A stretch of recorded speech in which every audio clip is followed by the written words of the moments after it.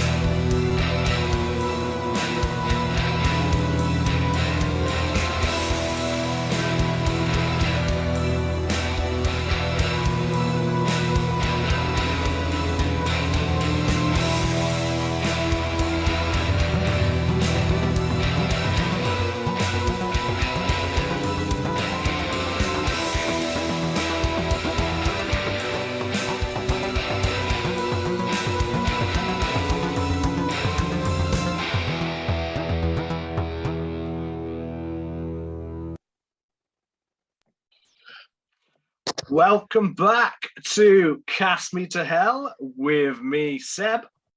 And with me, Robbie. And we've finally managed to get that sorted.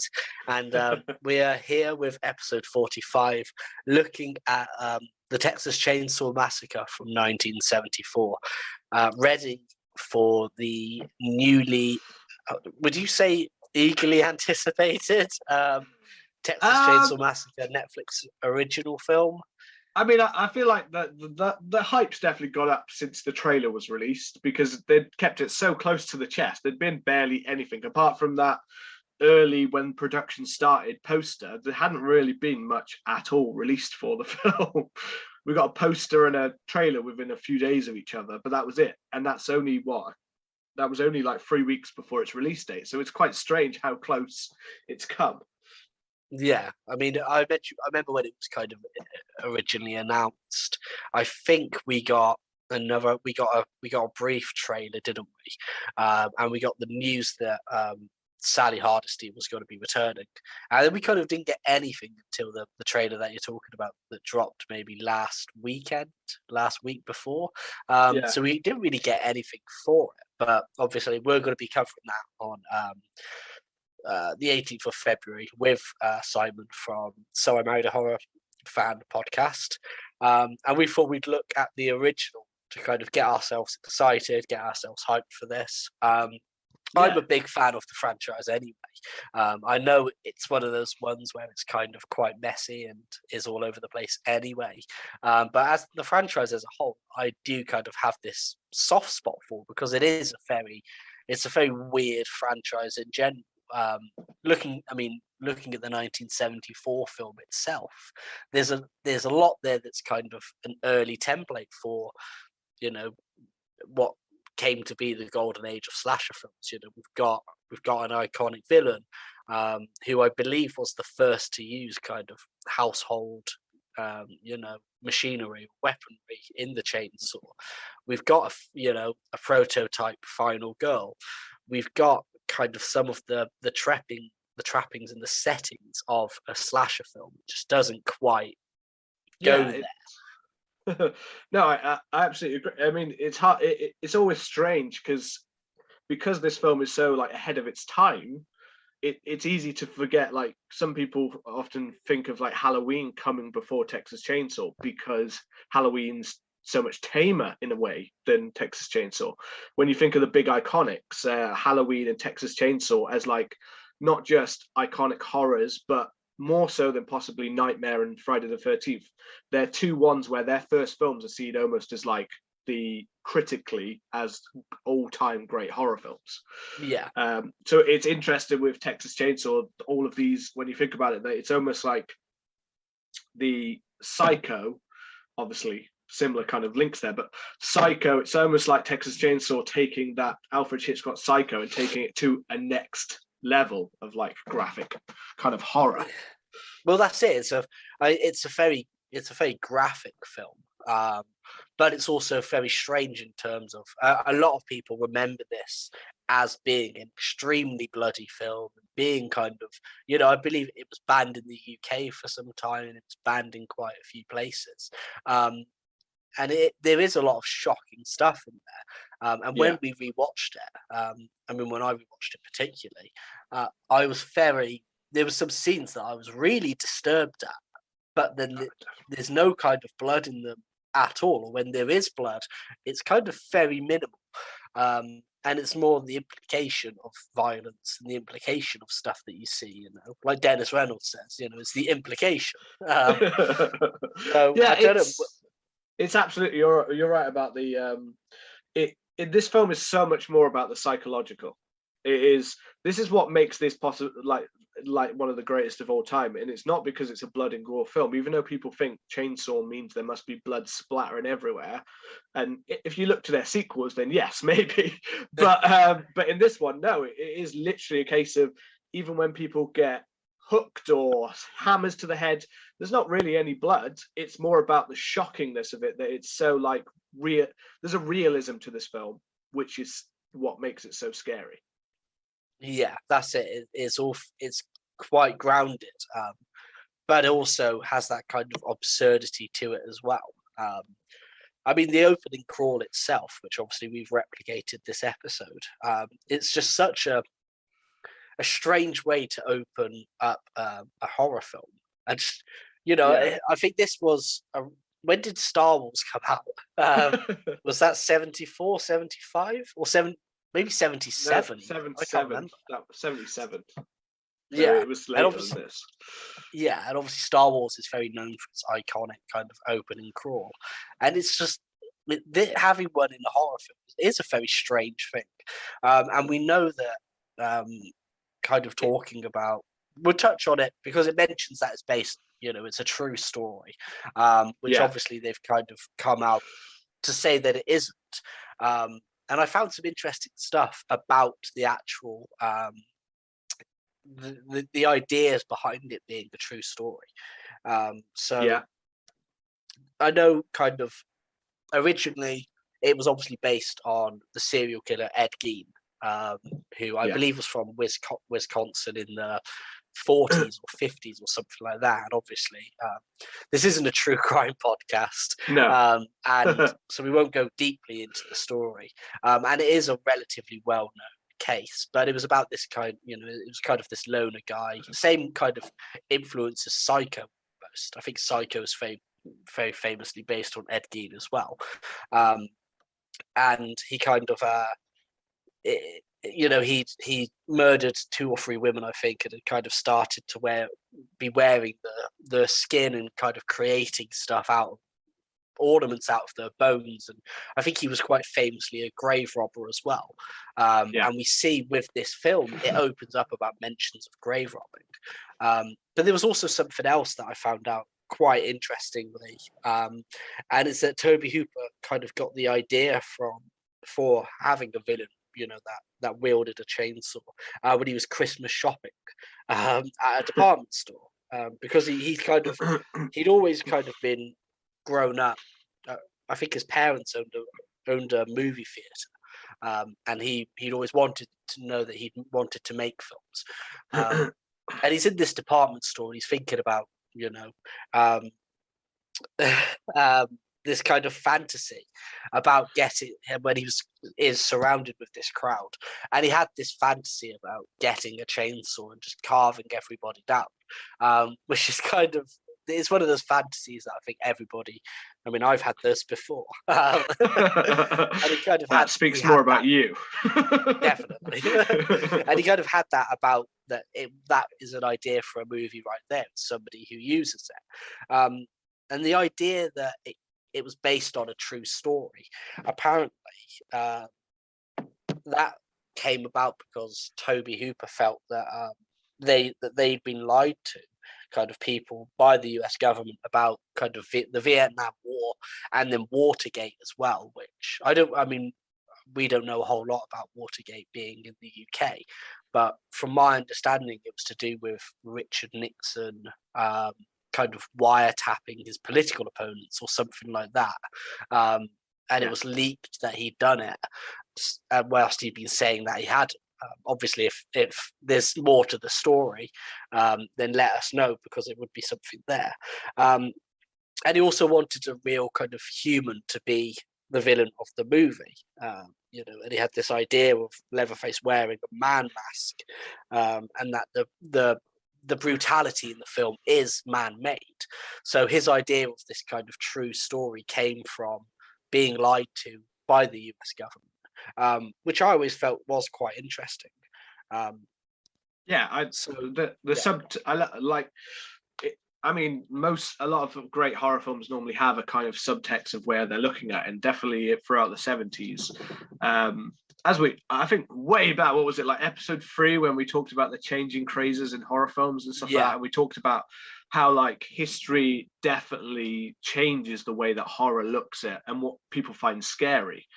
And at that point in time, I feel like the broken PTSD kind of style of like, they're inbreds, but at the same time, there's almost like a broken nature to the Texas background and the rundown economy, and the way that even his brother is, almost seems like someone who could have been a vet that's really fucked up in the war, kind of thing. That seems to kind of play into the fears, like the that were actor from who played the hitchhiker. The actor who played the hitchhiker and now war. So he came back and kind of spoke about it. It's still getting over this cold. Yeah. So I get what you mean with. I mean, I'm sure a lot of the actors in this were considering it's in 1970s. A lot of them would have been either part of the Vietnam War or a different war kind of setting. They would have been part of this. They would have known the kind of brutality of this kind of nature of how war can change a man and things like that. How's Bobby doing? And I think there's I mean, you've just got over COVID, and I'm just getting over this kind of bug that's going around. So I'm trying to mute my mic whenever I feel a cough coming up, and that's why I'm drinking so much water whilst we record. But I think there was also something very interesting about the modernization as well. Just to skip forward a little bit, when we're talking about when we do get the hitchhiker scene, I think, is it Edward Neal? I think his name is, who plays the hitchhiker. So, because I always thought it was Bill Moseley, because Bill Moseley famously plays kind of Chop Shop in the second one, who was away at Vietnam whilst this is all happening. And, Bill Moseley's, in a lot of, he has cameos, is very fond of the franchise. So I think one of the things that we get is, in that hitchhiker scene especially, there's two interesting points that come up. And one of it is, that when Toby Hooper wanted them to go so in depth about the slaughter, of how we slaughter animals and one of the characters, and when they're talking about the head cheese as well, which is particularly disgusting. Oh God, yeah. He wanted it to not shy away from that, because for him it was the idea of seeing how something actually happens and seeing the reality of what Vietnam War was like. It wasn't like how it was being, portrayed through kind of propaganda and the US government's kind of idea of going and being a hero. It was a lot about, people dying, and a lot of being kind of like an unjust war, really. So he kind of didn't want to hide away from that. But then I think that's where part of the whole message about veganism in this film comes in, which is so Yeah.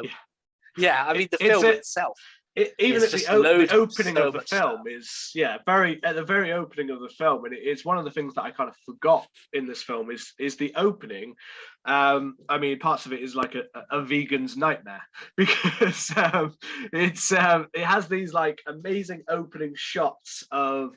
It has kind of like during the opening, it has like these amazing shots of like the sounds as if it's like Leatherface killing and skinning something. You can hear Yeah, like a slicing and like a scraping noises, and straight away that psychological nature of all these noises are getting into your head, and it turns out that it's actually kind of in a very Hannibal-esque kind of way. Again, Ed Gein was another kind of influence of kind of Hannibal Lecter's creation as well. yeah. It's believed. There's this kind of artistic piece we see at the very beginning, which I completely forgot, where it has the bodies, where as if Leatherface or someone has laid out the bodies in this very like, well, I don't know. It's like he's created his own little statue, his own little model made out of human bodies. I will never forgot it. forget that. Really, I forgot it was there. It's because I'm vegetarian myself, and part of it was because I started to struggle with kind of my mental health a long time ago. You know that. I don't mind talking about it. And one of the things that I didn't like was I couldn't trust what was in food. I couldn't trust what was in meat. You know. Yeah. And part of this film did kind of influence that in a way, because when the opening of the film, when you see that body, because they do talk about this spate of grave robbings which has been happening, and bits and pieces of it have gone missing, and you open up the body and you see it kind of decaying, and it's been in the hot Texan sun, and it's kind of, they've made this strange artwork out of it, and it just got me thinking, like, I can't trust what's in meat, and the whole idea of meat just became really disgusting to me, and I think that part of the imagery of this film helped. I mean, I think it made Guillermo del Toro go vegetarian for a while, I think, watching this, which is quite I mean, it's in the way that we see it. It's not even just people who are against like meat and stuff like that, but it does play into your mind. I mean, that very like right in the bit, like as you said, like the through to the hitchhiking scene, but just before that, as they're driving along, you've got this talk of things like suicide like you hear a news report on the radio, and it's got talks of cholera disease, suicide, loss all linked to Vietnam. And then we go through the slaughterhouse and that kind of 60s rise in animals' rights, and hearing the sound of machinery, and you hear all that machinery and the blades, and it's almost like we're seeing them go past in this truck, and it's almost like they are like the animals to the slaughter. It's like foreshadowing that you are going to become like those slaughterhouse cows. But those sounds, I don't think it matters what kind of food you tend to eat. That scraping and meat and that kind of punch of the gun, it's noises that go on in the background.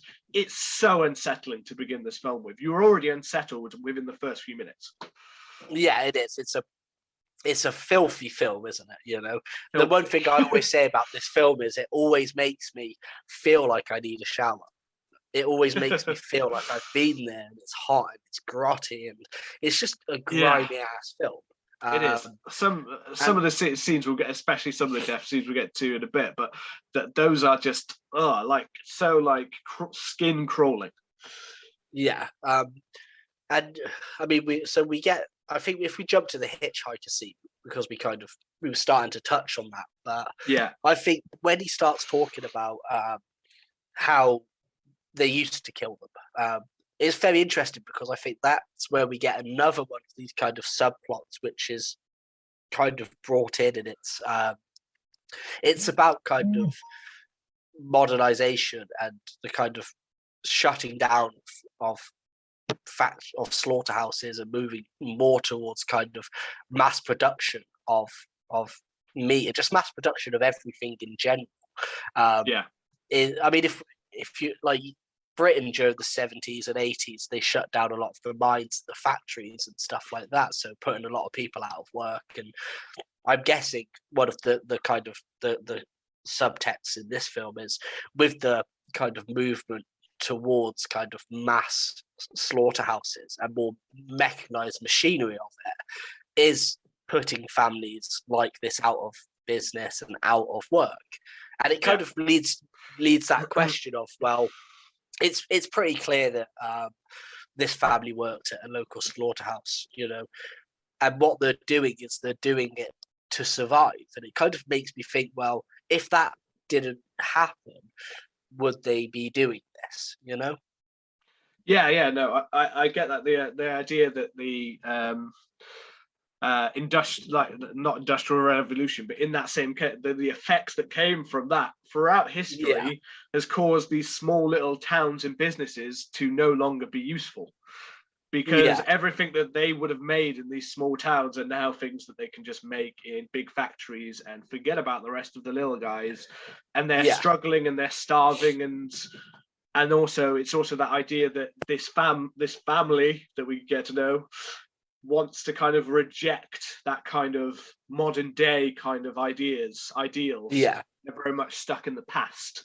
The same way we see with the grandparents, and the way that they still follow the grandparent, the granddad. I love the grandparents.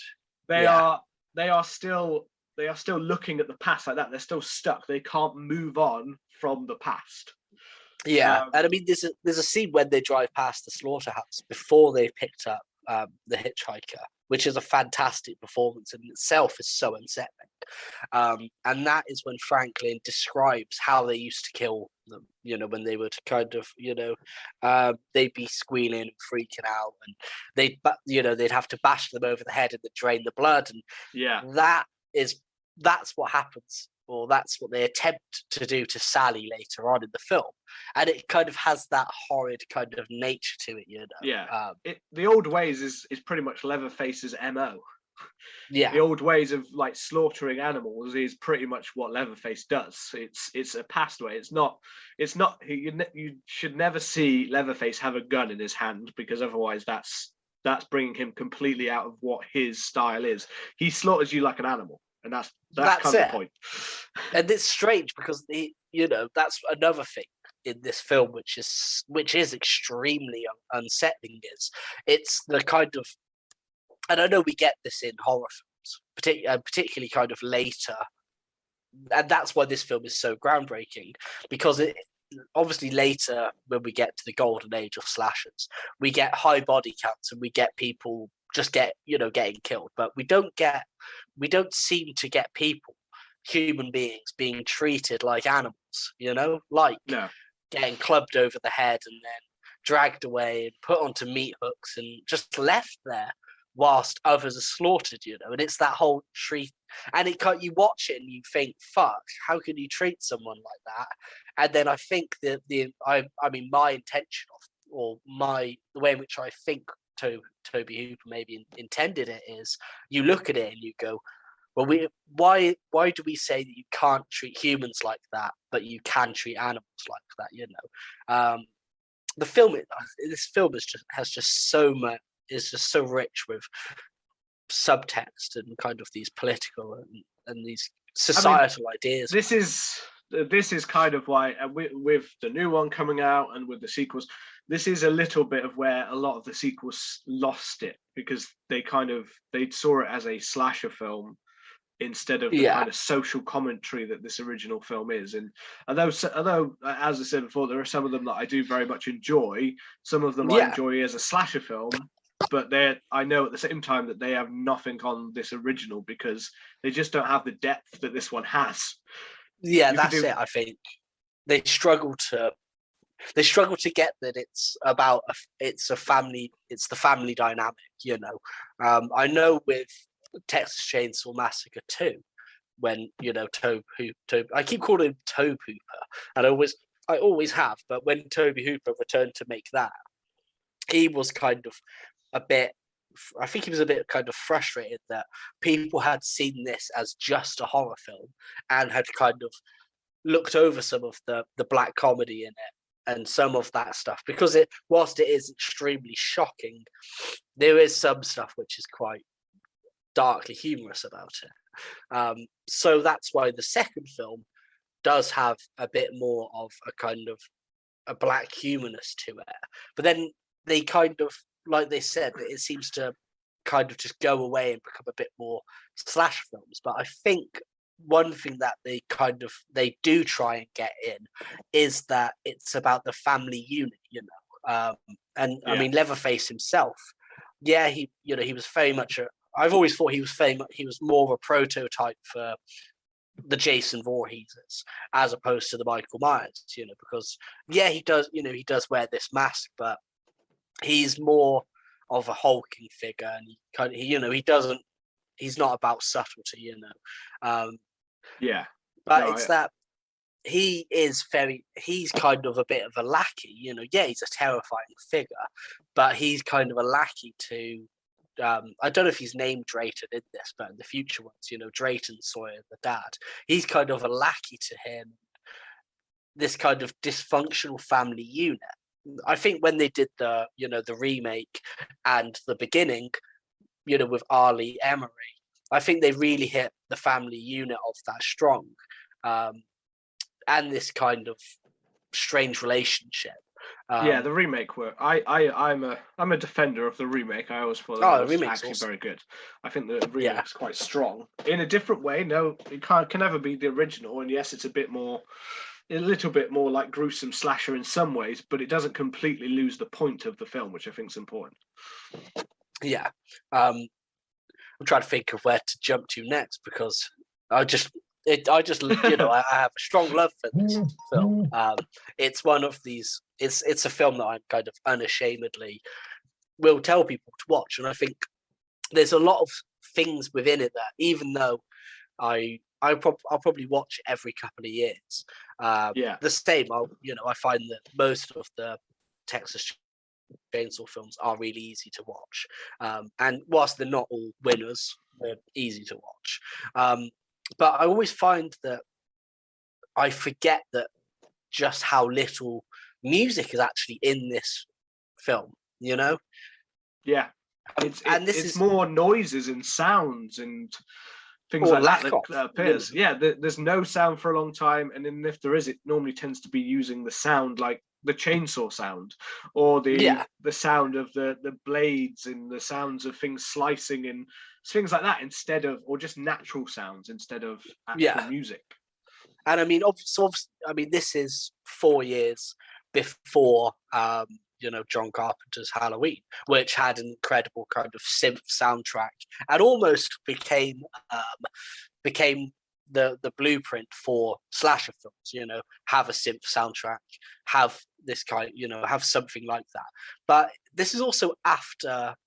This is 14 years after Psycho, and Psycho obviously had a very famous, soundtrack as well, and it had and that beautiful score, when with the murder in the shower, and a lot of moments of Psycho. When Marion's driving down the road, like you get this kind of building and flowing kind of music.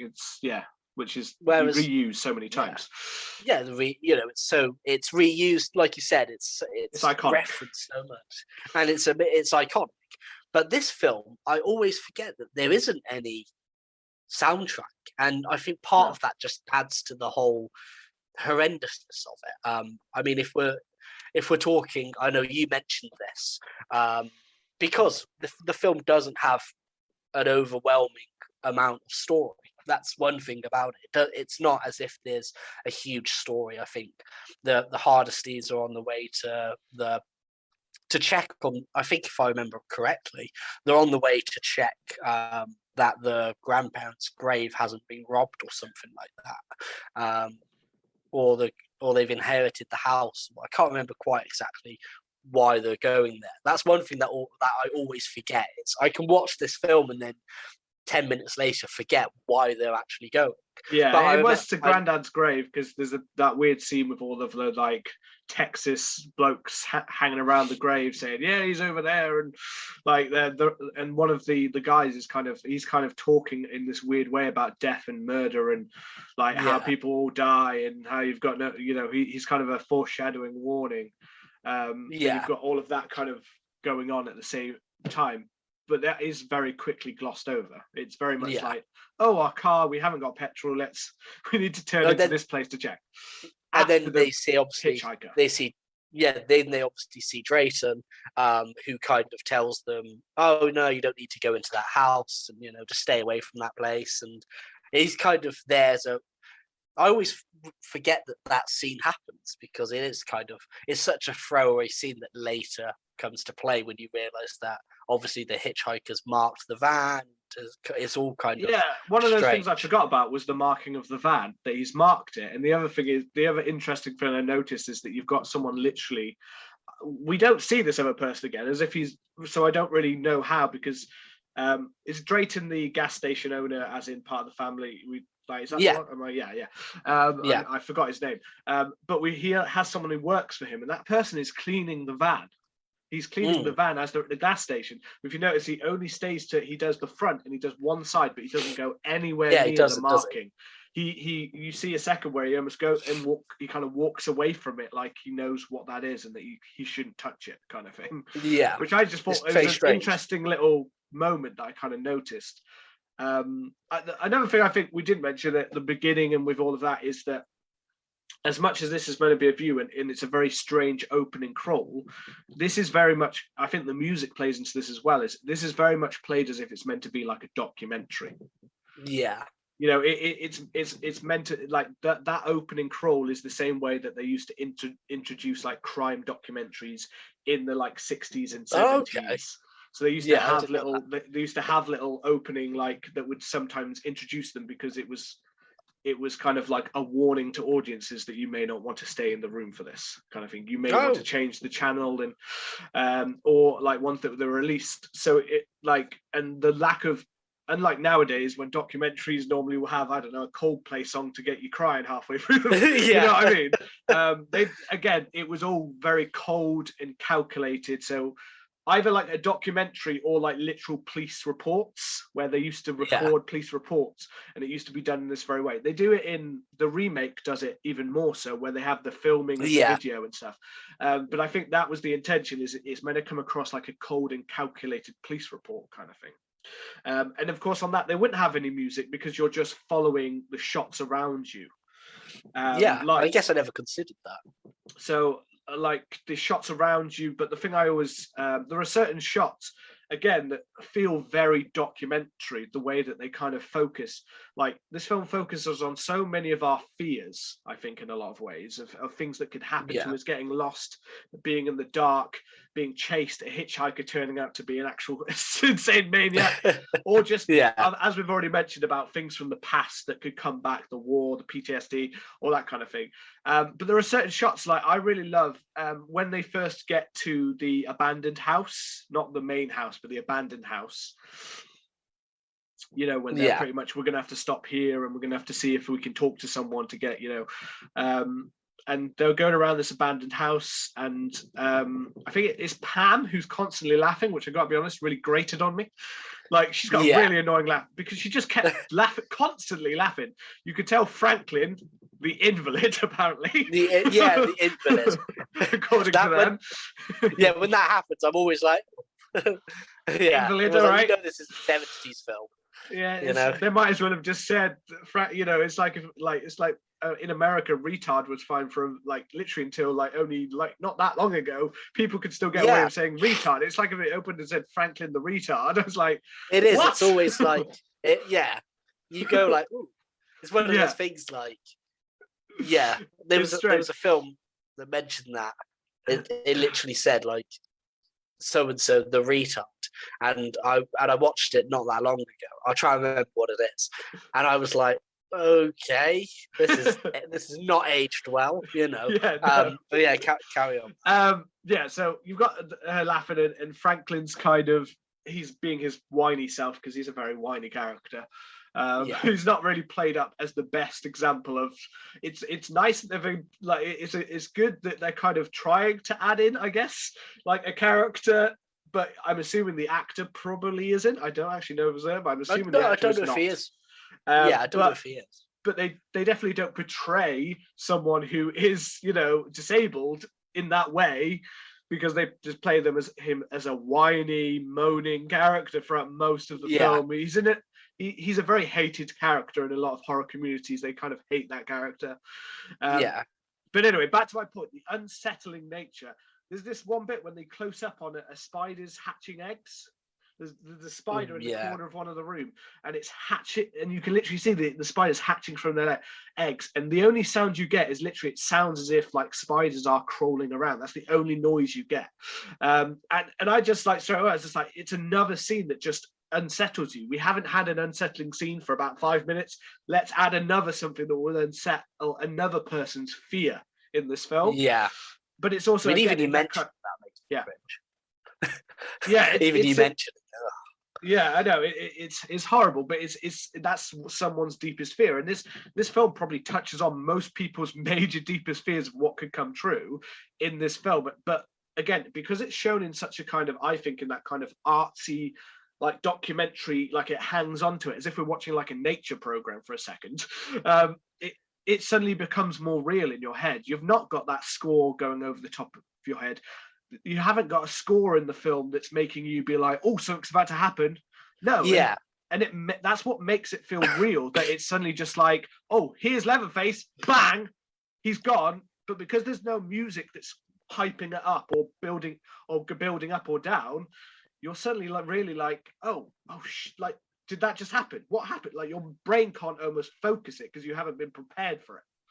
Well, I mean, the case in point, and I think you mentioned it in our very first episode, one of your top horror moments is in this film. And it's, like you said, it's when, I think it's Kirk goes into the house for the first time. And he kind of looks around, you see the kind of metal shutter door, and like you said, there's no score there. And when movie scores are so beautifully done, but they set the tone for what's going to happen, and you can ride it, and it does. It tells you something's going to happen, and we don't get that. We just get Kurt looking around this house. Then all of a sudden, the door gets pulled open. Yeah, the door gets pulled open. Yeah. And it's just a set that, and again, it's natural sounds, like the sound of the metal door is what embeds in your head. The sound of the hammer and the thud is what gets in your head. Instead of the score drowning that out, you literally can so clearly, that's the only sound you're hearing. So it's like, and there's body shaking as well, Oh yeah, that bit's So as Kirk kind of makes his way to that house, you had that weird bit with the tooth in the door, where the tooth fall out in the door that he gives to Pam. Pam? Yeah. And but that moment is just so like sudden, like Pam's outside the door and it's so quick, just that shutter open, and here it is. Finally, we see the murderer, the killer of the film, and it's just a whack, and then his body. But that's again the realism. There is the fact that he's convulsing and shaking makes it feel so much worse. It makes you feel worse. And then obviously he gets dragged away. He has a couple more bashes. I forgot that he bashes his head in a couple more times to make him stop moving. Yeah. So he gives him a few more bashes just till he stops. And Leatherface at this point, we only hear kind of snorts or squeals. That's kind of the noises we get from him. Yeah, he just makes these kind of grunts and animal-like noises, doesn't he? And then obviously he gets dragged away, and kind of very quickly then Pam goes and tries to look what's going on.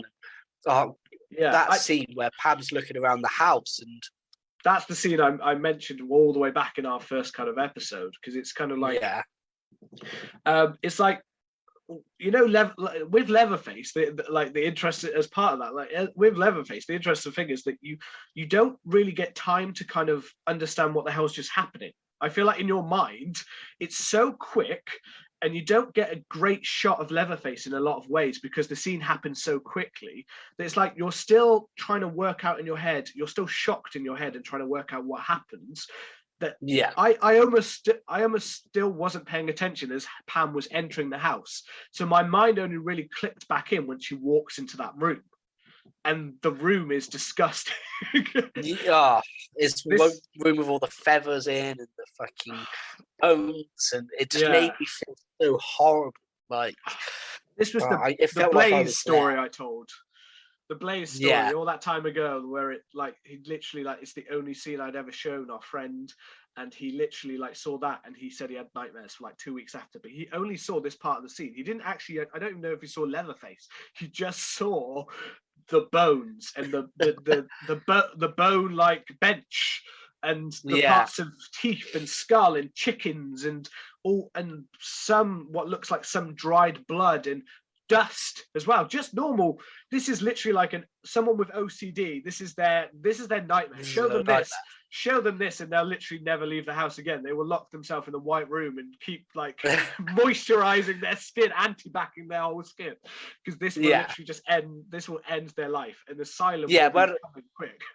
When I watched it, I literally felt like I had to be like Frank Reynolds, and I had to shave all my hair off and just cover myself in anti-bac and be like, I just want to be pure. You know, it's so hot, man. Because it is. It's like, but yeah, again, there's no gore in, you know, it's just disgusting imagery. You know, it's like parts of jaws and stuff that you see, like partially broken jaws, like you can see bones and you're like, that looks like a human's between an animal, but then you're like, is that a human tooth, is that a human's like jawline, where you've got part of a skull and part of a jaw and then the other half of it looks like it's been smashed to bits. It's just like, well, the bench as well. The bench is kind of, it looks like a person, but it looks like it's been kind of, the bones have been like flayed, elongated, and you know, made up in all this weird ways. The bench is fucking horrid, man. I couldn't imagine anybody like wanting to sit on that. You're already disgusted, and then she kind of falls over and slides through the feathers and the grime, and you can see it on her fingers, and you can see she's like frozen in shock. She's completely just like stuck, and at that very point when she's frozen and stuck, that's when behind her is Leatherface. He comes back, kind of thing. And this leads to one of the, because he, again, it's like an animal, but he's also partially like an animal, because he squeals and makes screaming noises at her. He doesn't talk. He just squeals and makes screaming noises. I mean, Gunnar Hansen's performance is fucking physically is fantastic in this film. Yeah, and that's it. I know, kind of with the later kind of Texas Chainsaw Massacres. I think it was Andrew. I can never remember his name. Andrew Bryanarski, who kind of, I mean, I think he's great as Leatherface as well. And he probably kick-started this trend of reboots where we get really hulking people. Like, you know, the Leatherface in that is it's bigger and it's more physically imposing than Gunnar Hansen. And then obviously we got Tyler Mane as Michael Myers, and then you know, then Jason Voorhees got hench as well. But and Gunnar Hansen was a big guy. I think he was 6'1" maybe, and then they had to wear heeled boots, so he was even taller. And he wasn't so much muscular as he was. He's more of a bigger guy, like not muscular. He's a portly boy. Yeah. But it's this. That's something that people didn't as much bring to the later ones. It does in the second one, but in this one, he is kind of very animal-like, isn't he? You know, he kind of squeals and he kind of makes all these weird noises, and it doesn't feel like you're being chased by a human. It's kind of very strange. And then you get the iconic scene where she's running, you know, Pam's running out of the house, and then as she gets out of the door, you think, fuck, she's safe. And then Leatherface grabs her, you know, without a care in the world as well, and just drags her back in. And then when he puts her on the hook, I always remembered this because I probably Yeah. I watched this film. I think I watched the remake first, to be honest, and then I went back and I watched the original. Um, and I always I was quite young, but I always remember seeing the hook go into the skin, Oh yeah, and it's seeing the such an blood. amazing effect. But you don't, No, just you don't. see It's her. the drop. Yeah, Yeah. it's the drop, and it's the And reaction. then you see her of struggling, like, yeah. Yeah, and then It's just it's odd to me because the hook is what actually sticks in my mind in this film. Although, say in the remake, when the chainsaw is used to quite a lot of effect to kind of slice someone in half, in this one, I'd almost say that the hook in my mind stuck with me more in this original film than the chainsaw does.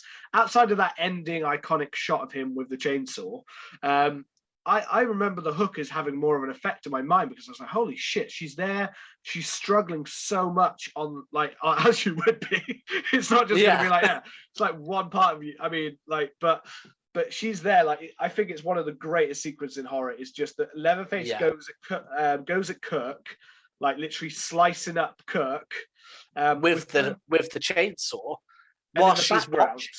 Yeah, Yeah, but at the same time, I'm not even sure if she is fully aware it's Kirk or what's going on, because I think the pain and the shock of everything that's happening, she's just like, you see her like looking from side to side.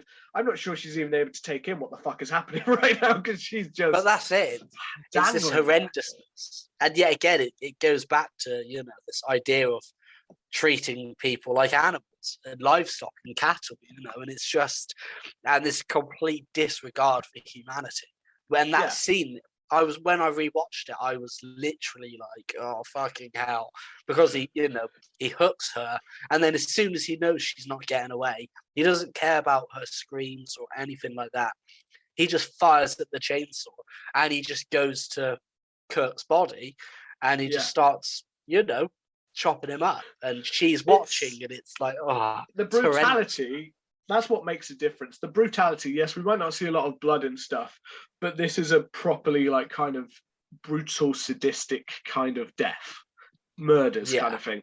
Like you feel them more than a lot of horror films, I think, in this one. And to be fair, it's really not that long. Apart from him saying, is it Nubbins? Something like that. His name Nubbins is what I've got. The guy with the guy more like the glasses and who was driving the car. I believe his name was down as Nubbins. I have it. That's what I have in my notes, so I'm going to go with Nubbins. I don't. Someone might be like, Nubbins. I've got Nubbins, as if it's a nickname or something. I don't know, but it says Nubbins. Yes, Nubbins. Yeah, Nubbins. Nubbins. He kind of just goes off. Jerry Nubbins, is it? Jerry. I don't think it's ever mentioned as name. Nubbins. I swear I looked on some cast list and it said Nubbins. Maybe Nubbins. Maybe Nubbins. Jerry, or as I'm going to call him, Nubbins. Nubbins. From now on. Anyway, Jerry, or his death comes very. Nubbins might be a different character. I don't know, or it might be completely made up in my mind. I think you've just made up Nubbins. I don't know where it's. I definitely saw it listed somewhere. Anyway, it's Jerry then. Nubbins. So fucking weird. But it's really not much time. Like, he literally just goes off. I'm going to go off and investigate. It takes no time at all for him to be in the house, and we basically get the next death. Although his is a hammer, but his he's got like a high pitched kind of scream. He does, doesn't he? As it comes down. He'd opened the freezer with Pam coming back to life and jumping out of the freezer, before in comes Leatherface, scream, whack, and then he pushes Pam screaming back into the freezer, and it just happens in such a quick, like, what the fuck, like, he'd ended up in the basement, like, through that door, so it was never going to end up well, but it's still like, what the fuck. But the thing I like about this scene is that what we follow is we get the first kind of we get a scene where the first time we actually follow Leatherface. not any of the other characters. We follow Leatherface back into the house, and he sits down. He looks by the window as if he's looking out, and he kind of sits down, and we get this weird kind of showing of vulnerability of Leatherface. Yeah, it's strange, isn't it? We get like as if he's worried that someone will see, or he isn't doing something that he's meant to be doing. You know, like he's that scared that he's not following it. He's not. Like, he isn't actually shown as like the emotionless killing machine in this scene as, say, Michael or Jason are. Like, no, he's got this kind of vulnerability in this scene, which again is not something they really touch on in any of the other films, but there's this weird, as if he's more like a child who's being told to do things, and now he's got to the point where he's done this and he's worried that it's or in some kind of weird, like, he's protecting his home, like the most twisted Home Alone. Well, second most twisted Home Alone. Go and find our Home Alone episode. But he's like worried what someone will do or what his family will do if they see, and he thinks this is where, like, I think this is where I think that one of the sequels could have picked up on this and maybe made a better sequel if they'd built into more of this kind of, they built into the family, but more of the Leatherface and the vulnerability and that animal part of him, I think, is interesting. A little bit. So in the second one, they do play into that a little bit more. That his kind of naivety, or his kind of they do. I kind of want to say child. He protects others, doesn't he? He protects the final girl in a lot of the film, doesn't he? Yeah. And then, I mean, I watched Texas Chainsaw 3D, which is, I mean, I know it was panned when it came out, but I've always been a fan of it because it's this, 2/3 of it is this slasher film. And then the last third, Leatherface becomes this kind of protector, and this strange kind of, has this strange bond with the main character because she's related to him, and then she becomes his caretaker. Is that the Alexandra Daddario? Yeah. Actually, I remember watching that. I didn't mind that one, as I hadn't liked, after the remake, I hadn't liked was it the beginning I wasn't as keen on, but I think I liked that one. I liked the beginning, but then it's just this. Yeah, they when they play into this idea of Leatherface as more of a lackey to the family, and more doing it because he's protecting his family, and he doesn't kind of know what he's doing, but he's kind of conflicted about that. I think that when they do it that way, it's really interesting. And there was this theory that I found online that was really interesting, and it's that we never see. We see Leatherface's teeth, which we know are kind of fucked, but we never see Leatherface's face, his actual, human face under the mask. And it's always assumed that he suffers some kind of deformity or something like that. But this theory online was like, what if he's just like a regular looking dude? And he doesn't have anything like that. He just he just wears these faces for whatever reason, And it always kind of struck me as interesting that, but that's kind of a little side away. Because the film itself isn't actually that long. I think it's like an hour and 20 minutes or something like that, maybe even less. Because shortly after that, a lot of them aren't actually very long. I was surprised at how short it was. Yeah, literally like an hour and 27 minutes or something like that, I think. Yeah, like the running time. It was quite interesting. But then I guess that it actually works well for this film because, as we said, because there's not a whole lot like to the story in a good way. I think it works well for this film that it doesn't overbear with too much story to it, because it kind of has a slow build, which can't be that slow because of the running time, but it feels a little bit slow, but then it's quite quick between each character, then kind of death kind of thing. That part kind of comes quick to then leave enough time for the fucked up psychological ending kind of thing. And that's it, because it does happen quite quickly. I mean, I'm sure after this scene, it very quickly goes to night, doesn't it?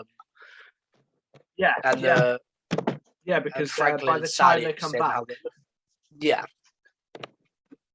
sorry, not by the time they come back, but by the time we go back to Franklin and Sally, who are like by the truck, it's literally just turning kind of to dusk, kind of or whatever it is. yeah. I don't know.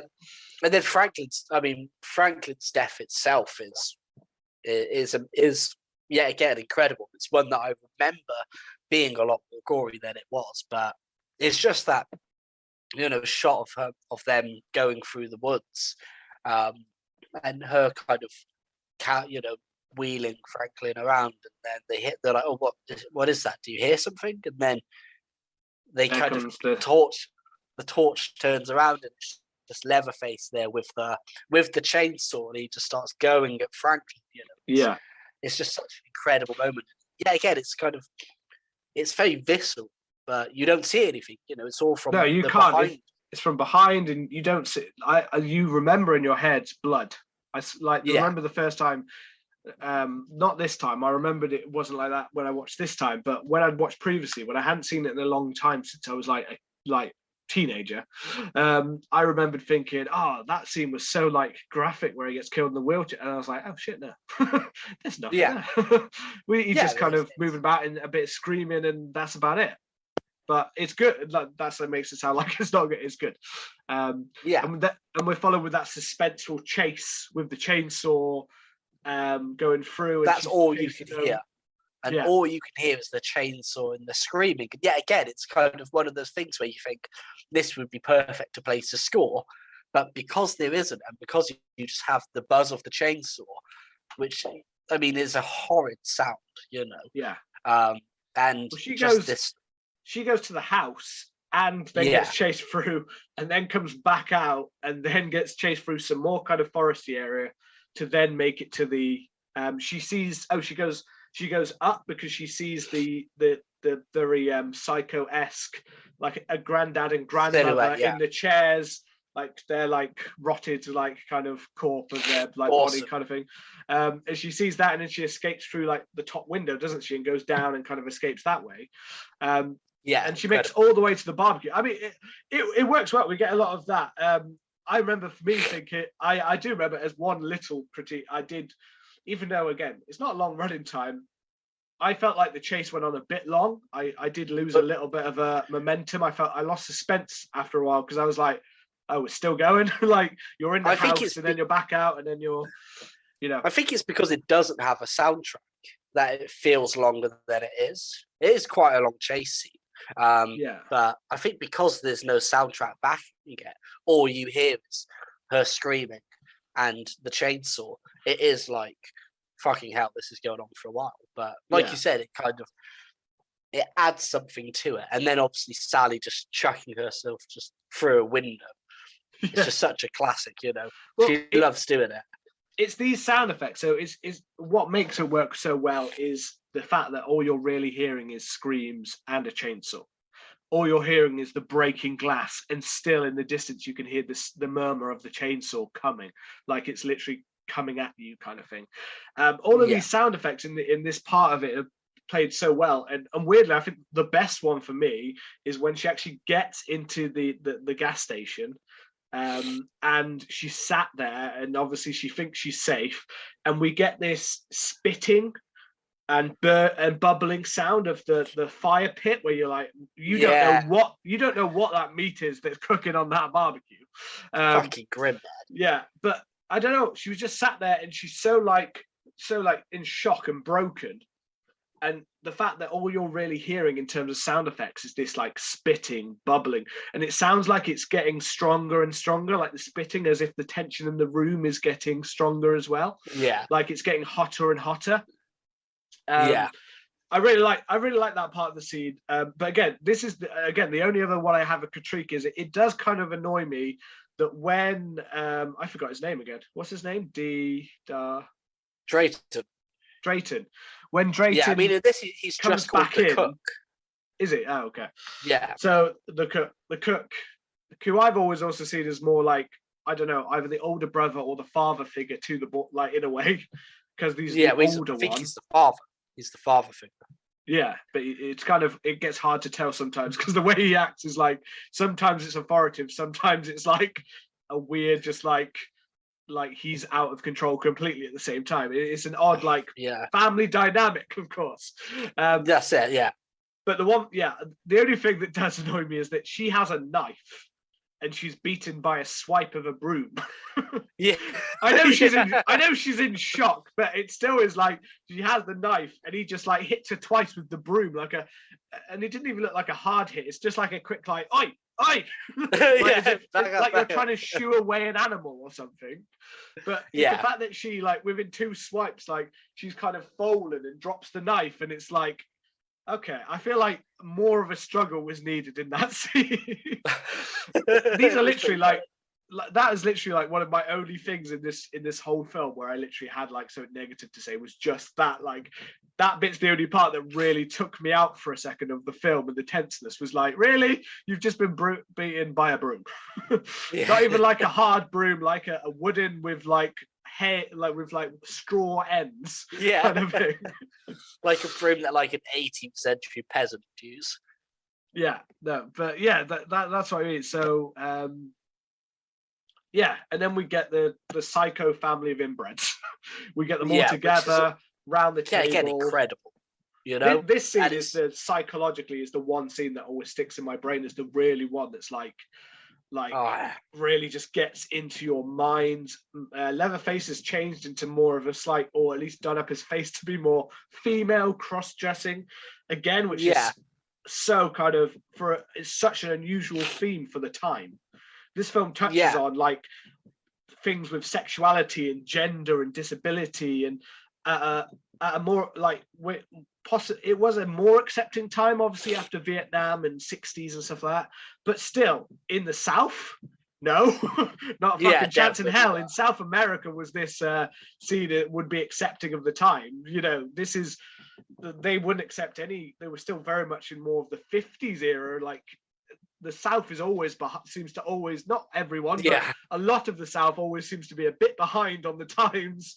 They always seem to run like, and like it's accepted to, like they were still in much more of a non-conformist kind of behavior, kind of 50s housewife, working husband kind of, your gender is male, female, and the person you have sex with is male, female, different gender only. You know what I mean?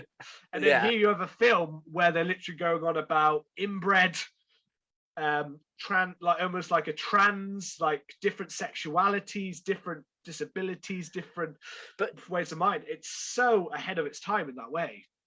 But then again, I think part of it, because it's so unexplored, like these themes are there. We see Leatherface, obviously, you know, in his evening wear, but none of it is explained.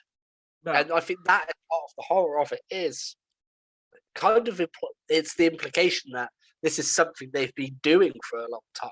You know, Leatherface does this. I think for a lot of people, especially in the 70s, a lot of people watching this, they would have been made uncomfortable just by the fact of what the fuck it, like just by the look of them, the fact that they don't seem to think that this is unusual. They don't think the way that Leatherface is dressed is unusual. They don't think the way the family acts, or the skeleton bones as decoration around the room, or the skin lampshade. It's right in the middle, as is right behind your head, that I can see on our video part of them. You've got a picture, and it's the you've literally got Grandpa's like there as well. A skinned out face and Grandpa behind you. Their centerpiece is a skull. I mean, Grandpa himself is hilarious for me. Like, I can see the black comedy in Grandpa, you know, and it's the tradition going through the family when they're like, well, Grandpa's the oldest, so let Grandpa, you know, kill. And they try and give him the hammer, and his hand just goes down, and the whole time I was thinking, Grandpa dead, but then when he's fed blood, it's like he's sucking on the blood, so it's like, what the fuck is going on? I had the exact same thought. I was like, is he alive? Is he partially alive? Is he dead? Is he being used like a puppet? Like in the sequel, he's kind of used like a puppet. The sequel, He's dead. He's fucked. But in this one, I'm like, yeah, I don't know dead. what effect. Like, he's not able to even hold it. Although, that scene is sickening purely because you see the hammer hit the back of her head, and as it comes away, you do see a bloody indent on her head. Yeah.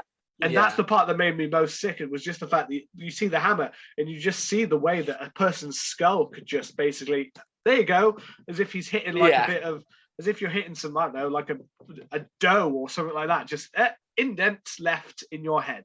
Like, I was just so like, and by the way, this is on top of a whole scene where they are laughing at her and she is screaming, and we get close-ups of her eyes, and we also get like, I think it's Leatherface, but we get like pig hog sounds screaming out. But it's those close-ups on her reactions, her eye. You get close-up on her eyeballs. You get close-up on her mouth, her teeth. Her body is shaking, her screaming, and at the same time, they're going between screaming and laughing, and just you're so like, what the fuck is going on? It's I don't know. Horrid. It's so horrid. And then she manages to escape, and she's horrific, and she starts getting horrific. Like, this is another thing. I forgot that she gets like, what is the brother's name? I forgot. I keep forgetting the family. We don't ever find out his name. Do we not? I didn't think we did. No, he's just like, so it's just a hitchhiker, or hitchhiker. Yeah. But who's implied to be like the brother or some kind of relation. And he says, because he says my brother. And I think early in the film when he's talking about the slaughterhouse, he's saying that him and his brother used to work there. And I'm assuming that the brother is Leatherface, because at this time, I don't think Chop Top was about Bill Moseley in the sequel. So I'm assuming that he's on about Leatherface working there, the whole family working there, because they don't have names in this film. All the third buyers, Leatherface, the hitchhiker, and the cook, which just to have a name, the cook, is fucking grim, Yeah, it's Again, it's part of the film that makes you uneasy, is that you don't really get answers and you don't really know anything about how this family works. No. You get this small, short. This table is the most real insight you get into how this family's mind works, and in between that, you've got screaming and shouting, and so your mind can't even really focus half the time on what is going on. So as I said about the brother, but I forgot that the brother gets his blade and he's just slicing her up. Savage. She's running away. He's stabbing and slicing her, and she's getting properly cut up, more than I remembered. And we get this kind of, obviously Leatherface is a bit behind. He's come in, but his brother's there first, and his brother just gets completely taken out by that truck. By the truck, flattened out. And we have a black, like the black truck driver comes out. I don't know, he's just truck driver probably, but I think he is just referred as truck driver. I love the fact that he literally just quickly like kind of lobs and gonks Leatherface on the head with the wrench.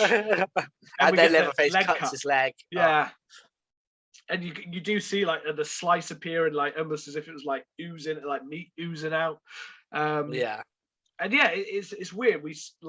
You get all of this like final constant 20 minutes of this screaming and uncomfortable noises, and suddenly it just kind of stops with this strange kind of like kettle drum kind of noises over the credits, as we've had this like Leatherface spinning the chainsaw in an iconic shot, and with Sally.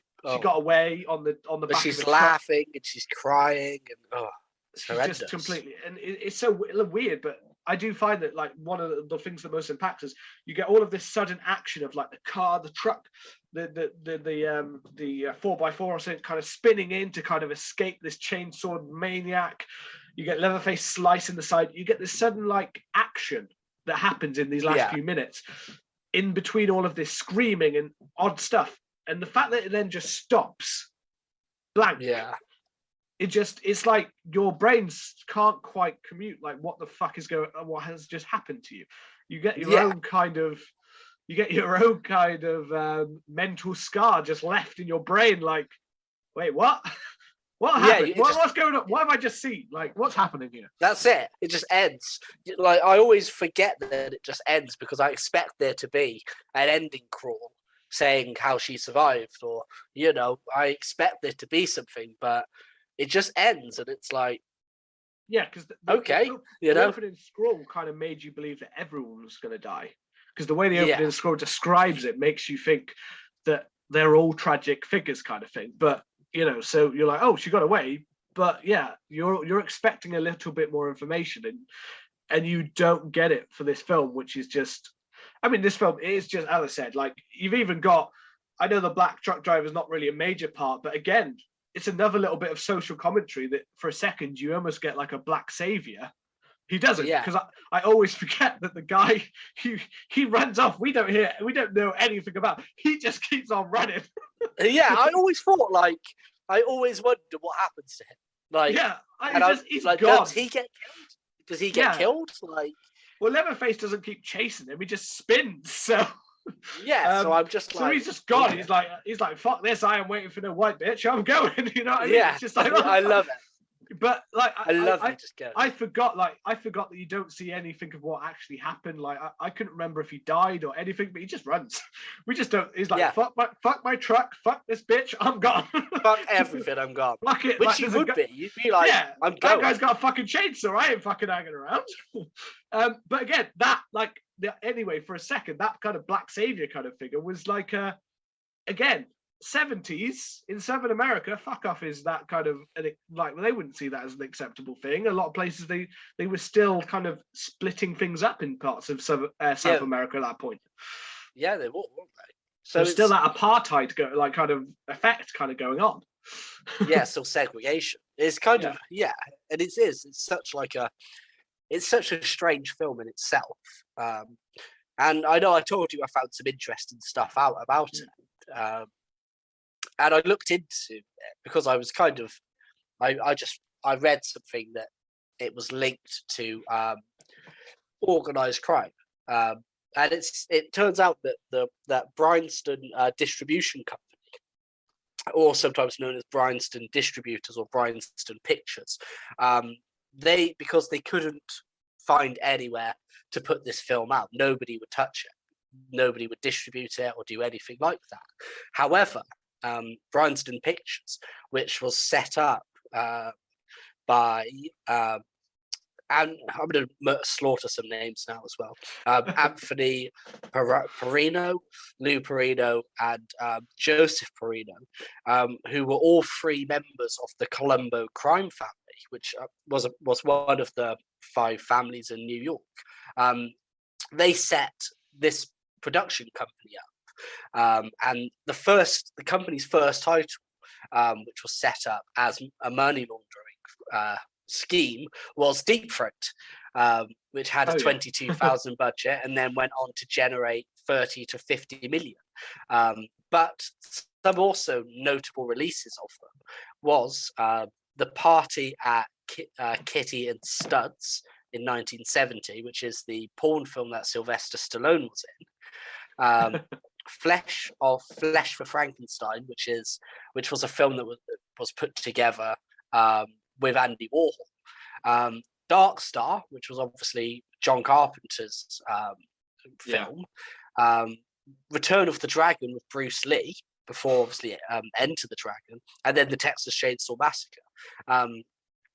And apparently, they got absolutely destroyed in the distribution of it. So they kind of agreed, Lou Perino just agreed to distribute the Texas Chainsaw Massacre worldwide. And production manager Ron Bosman and Texas Film Commissioner Warren Scarron would receive $225,000, which is about now it's 1.2 million, and 35% of the profits. They kind of said that they made a deal with the devil, and that's what they kind of got.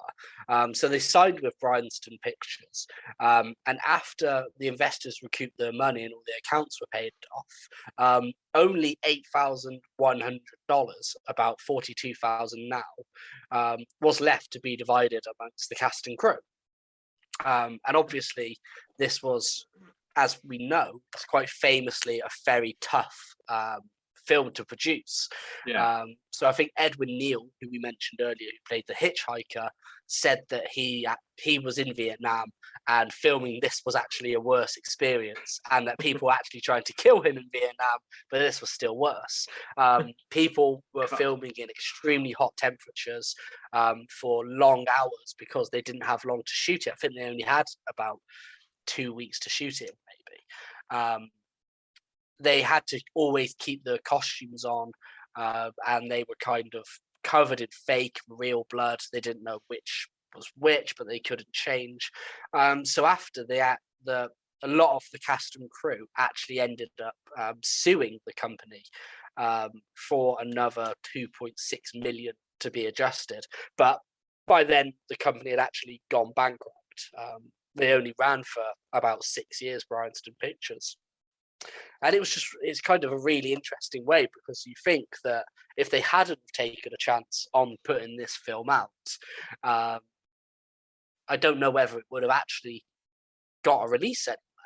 Whether this would have just been one that was filmed in 1974, 73, and then actually released in the mid 80s or something like that, And it was a very, it was a groundbreaking film when it came out. It did later go on to influence. It was banned in a lot of places, and it was, and it's kind of what added to its kind of mystique. As I said, like this wasn't without controversy. It was a very, it was in a lot of places in America, and included, I believe, parts of like Texas as well were part of that kind of, that they were like, that it displayed characters, and it displayed Texans as these kind of disgusting inbred people.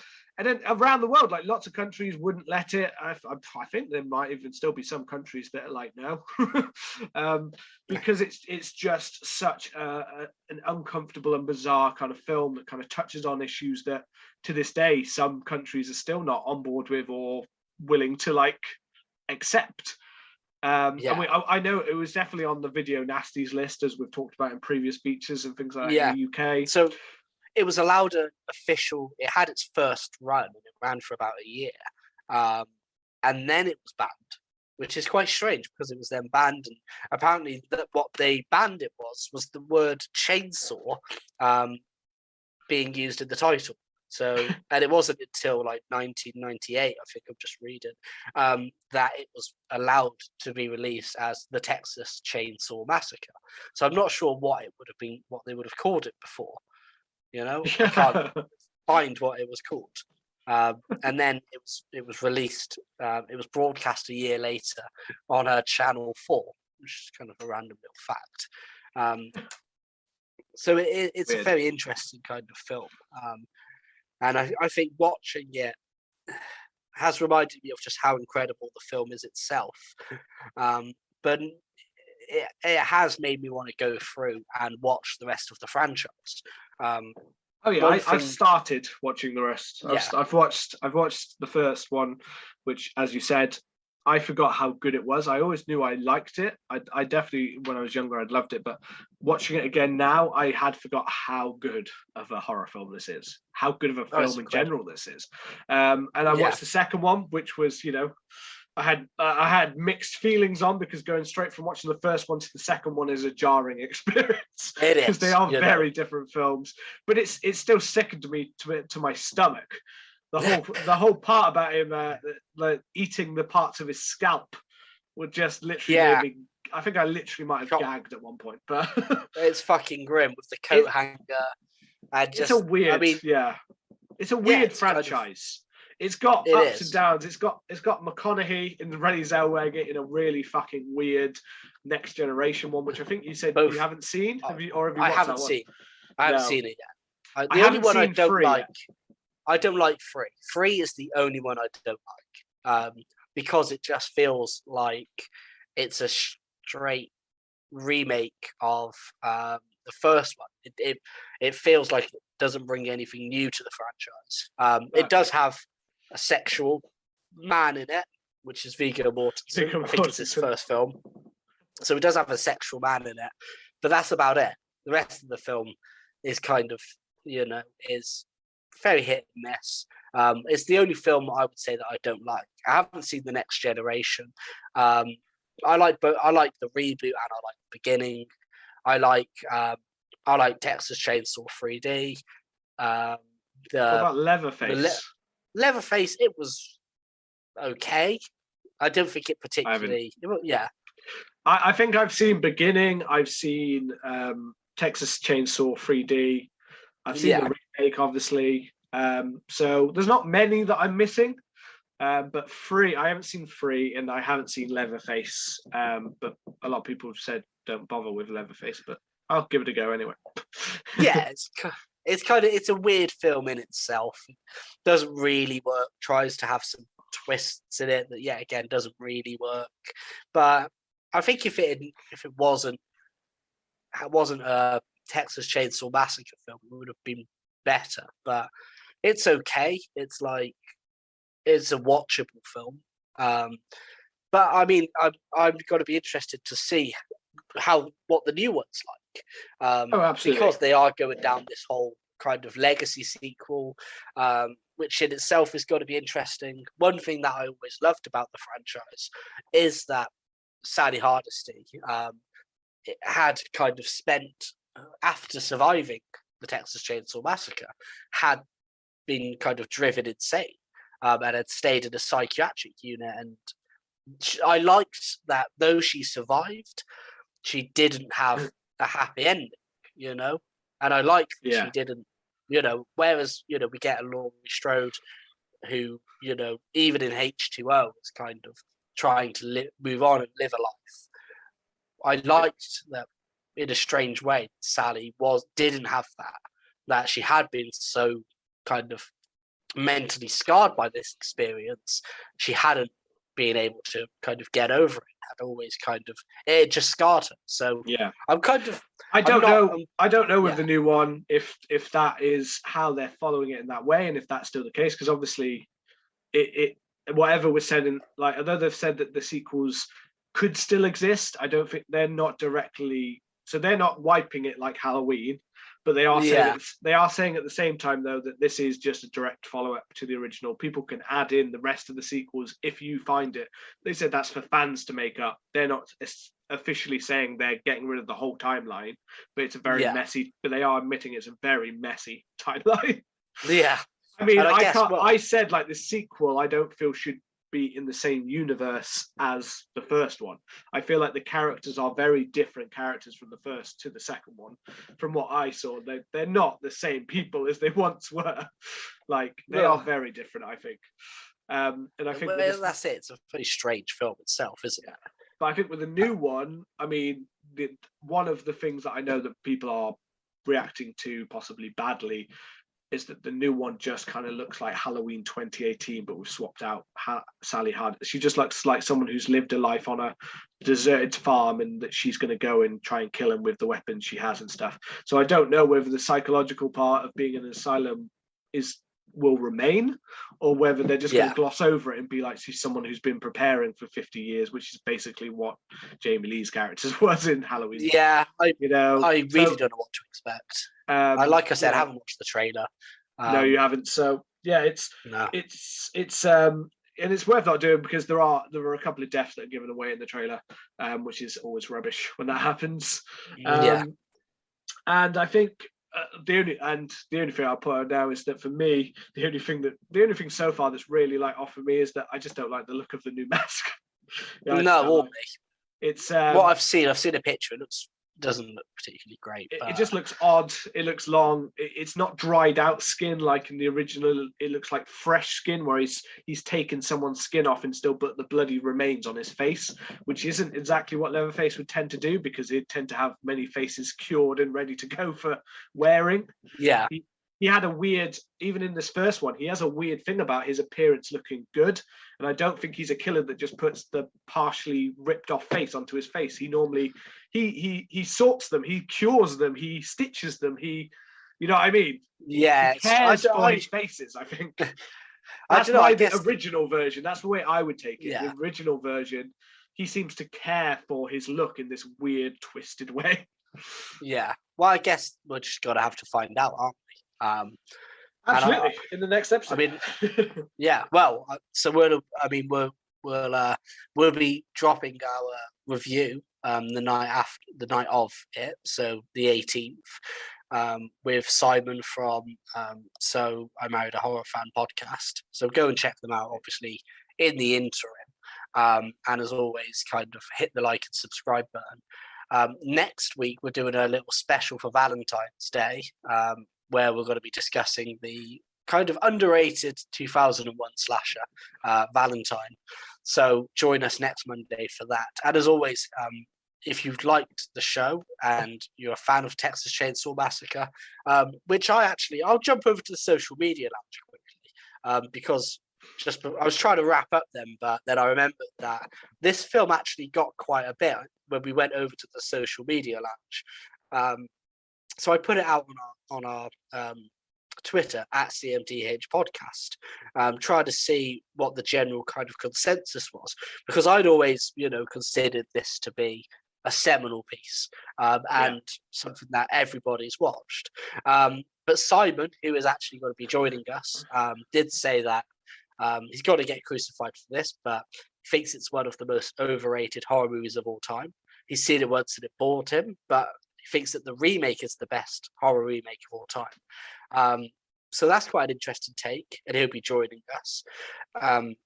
Lindsay, who is one of the hosts of Ghoul Friends, said that they watched it for the first time ever, and they thought it was fucking incredible.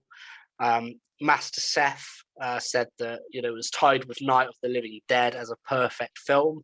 There's nothing like it.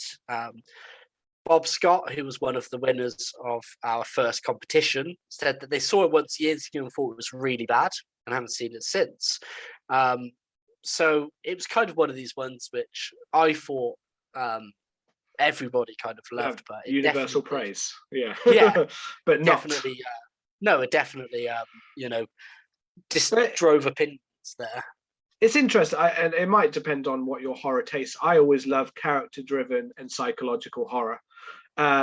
With a bit of slasher thrown in there is even better. So, I love it in that way, but some people might prefer it if it was more slasher. And the remake, for instance, is a bit more slasher, a little bit less psychological, a bit more gruesome kind of thing. So yeah, I could definitely see that in that way. So there's lots of great thoughts out there. I would say if someone watched it a long time ago, maybe give it a second go.